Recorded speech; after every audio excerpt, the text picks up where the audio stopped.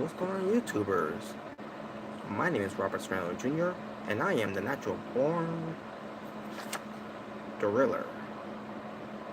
And welcome everyone to WWE NXT Review, the show from September 26, 2018. And they're at Full Sail University at Winter Park, Florida. Your commentators, as usual, Mauro Renaro, Nigel McGuinness, and Percy Watson. So let's get right into it. Cause I got something to do after this, so here we go. And I'll explain more. I'll explain a little bit more after the review. But basically, here we go. When it comes to this review, I'm gonna go through everything happening on NXT, and I mean everything. This time, everything. And how am I gonna do that? Well, I got the results here. But as far as my backup results, got it covered.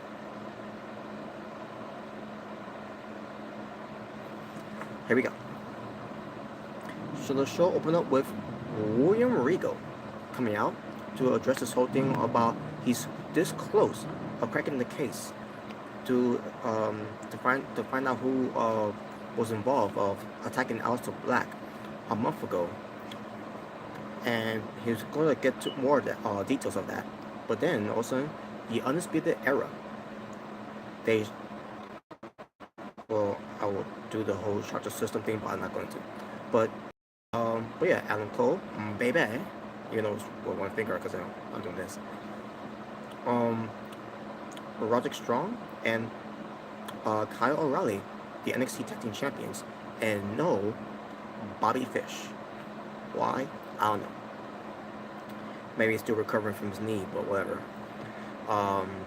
Which is it's getting there. It's getting there. But Adam Cole comes out, with the Undisputed Era that were there with him about when Regal has been too busy worrying about who attacked Aleister Black when he should be worrying about giving Adam Cole the rematch that he deserves when it comes to the North American Championship, the new secondary championship for NXT. And basically Adam Cole demands Will Regal that he wants his rematch against Ricochet. And basically Will Regal says, nice try, because if you want your rematch clause to be to invoke, you should have done it already. Instead of waiting for Pete Dunne and Ricochet having that match last week and all that, and then after what they did last week too when they attacked them. And basically with Ricochet, he's not 100% basically because of that match, and then with the attack afterwards. So what Regal does, basically he sets up a match for next week. It's going to be Adam Cole, baby, versus Ricochet and Pete Dunne in a triple threat match for the NXT North American Championship. And then I'm sorry, not next week. In 2 weeks' time, the match will happen with Ricochet, Adam Cole, baby, and Pete Dunne, triple threat match for the North American Championship. But in 3 weeks' time, where Regal gives the War Raiders what they want against Roderick Strong and Kyle O'Reilly for the NXT Tag Team Championships. That's going to be in 3 weeks' time. But in the meantime, in 2 weeks' time, we're going to get an amazing triple threat match between Ricochet, Pete Dunne, and Adam Cole. Again for the North American Championship. And that was it. Now we get to what happened next. So next we get Johnny Gargano. He shows up basically earlier on that day. He was being interviewed, and Johnny Gargano is basically he's being interviewed by reporters, and Gargano is basically explaining his actions so that he was acting like Tommaso Ciampa at one point, and he's like, but he's got his fans that to get him out, to shake it out of it, of his mind, all that, and he's like he's not that type of person. He doesn't want to be that person. And then he walks away. And also he sees his wife Candice Ray, who was waiting for him. And also Lacey Evans walks up and basically calling Johnny Gargano Johnny Failure, and basically in a way she was kind of flirting with Gargano, something like that, and then touches him, and then Candice Ray took offense of that, and Candice Ray wanted a piece of Lacey Evans. Lacey Evans walks away while Johnny Gargano holds her back, and basically that was it. Obviously it's going to lead to a feud between. Yeah, you know what? Let me do this instead.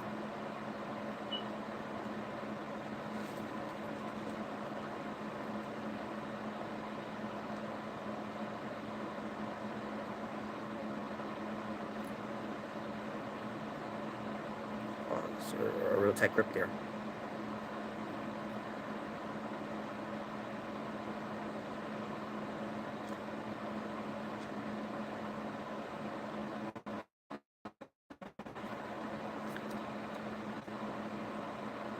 Yeah, it's constantly time, as you could say. Anyway, but yeah, that was it. Also, we get the Velveteen Dream at the photo show.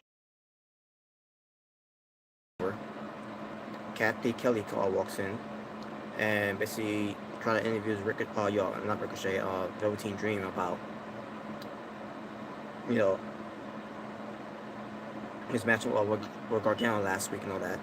And Velveteen Dream basically tells her about, that Johnny Gargano is Johnny Failure and all that.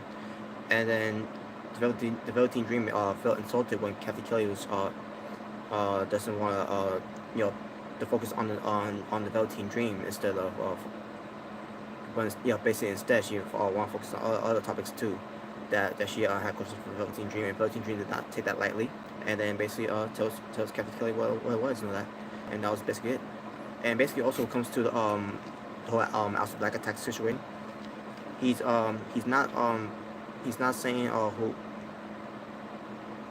it was basically because of name dropping, but Kathy Kelly did basically, and basically what comes to Tommaso Ciampa being the one who attacked House of Black, which we won't know until we get to that to the full investigation of it, until we find out who it was, But that was it. Get Lars Sullivan versus guy named Victor. Can't remember his last name. In fact, let me see if his name is here. Okay, Victor Orchan. So yeah, basically Lars Sullivan was showing his dominance. All of a sudden EC3 comes in and attacks Lars Sullivan, causing a DQ. And Lars Sullivan fall back a little bit, but then EC3 gets the better of him, and then basically Lars Sullivan backs off because Lars Sullivan want to face him another time, I guess. That's the whole thing when it comes to wrestling. But there you go. Also, Rodrigo shows up, going to he's about to go to his office, but then Nikki Cross was there, coming out of his office, and Nikki Cross basically was looking for Rodrigo because she wants a match against, basically another match between her and Bianca Belair, and Rodrigo gives her what she wants. Also, Nikki Cross was saying something. I see. It's not that I'm trying to remember how she said it, but basically she know what she saw basically, and then she walks away, and then the reporter who's or the cameraman basically who's with when we go backstage and let the camera know that basically saying do you think Nikki Cross knows what she knows about what happened to House of Black? And then Rodrigo's like saying something to the degree of Nikki Cross since we don't know what she saw or what she knows. It's not that.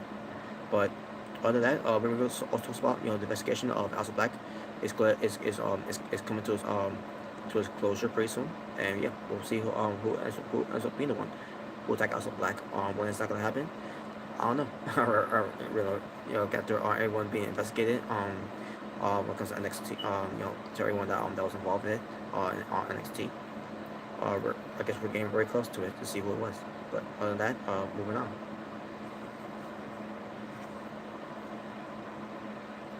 We get the Mighty, Shane Thorne and Nick Miller versus the Street Profits, Angelo Dawkins and Montel Ford.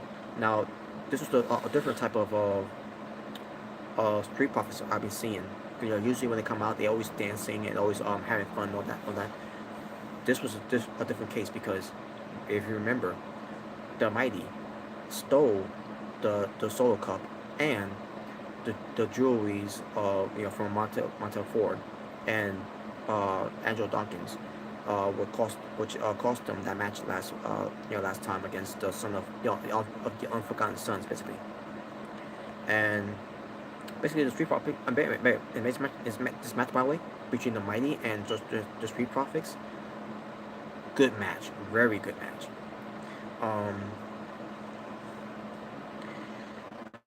I mean, there were a lot of cool spots in the match, and and especially when it comes to Montel Ford, with him being a tremendous athlete, better athlete than Kofi Kingston, in my opinion. Um, and then in the end, the Mighty ends up winning the match. I'm trying to remember how they did it, but they didn't cheat to win this. They actually won fair and square in this match, and yeah, basically the Mighty won the match fairly this time. This time they didn't cheat to win. This they won in a clean way, and also in a way to protect the Street Profits in losing, you know, in a good way too. So, but yeah, I like okay. Before I wasn't too crazy about this feud. I wasn't thinking this feud was gonna be anything good, but after this, when it comes to the matches like this, let's do more of this, more segments, more angles, and more matches. We'll see how far this goes. I'm enjoying this feud so far. When it comes to the tag team feud, the Mighty and the Street Profits are now has got me more interested of it now, and I can't wait to see what they do next. We get Vanessa Bourne, the NXT jobber next to Aaliyah, except for the fact that Vanessa Bourne has potential, unlike Aaliyah. But Vanessa Bourne goes up against the NXT Women's Champion, Kairi Sane, in a non-title match, and guess who wins? Obviously, Kairi Sane. But Vanessa Bourne still has some offense in the match, but at the end of the day, Kairi Sane ends up winning the match anyways, and she wins with the insane elbow. After the match, Shayna Baszler comes out and basically tells Kairi Sane that she's going to invoke her rematch clause, and she's gonna take back her NXT Women's Championship.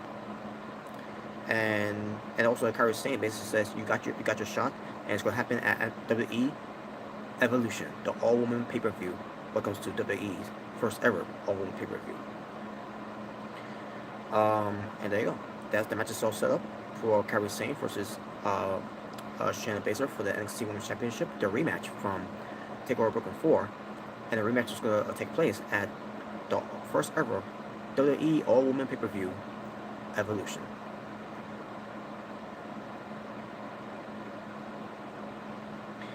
All right, main event time.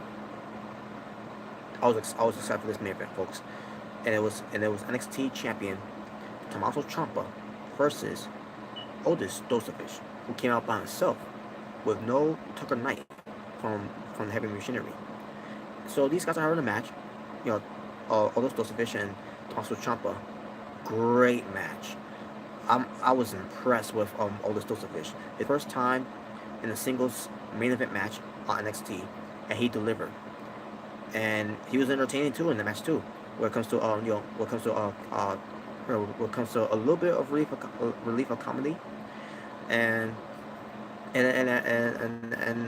throughout it all, he was very impressive in this match. And Tommaso Ciampa, he's always impressive too, by the way.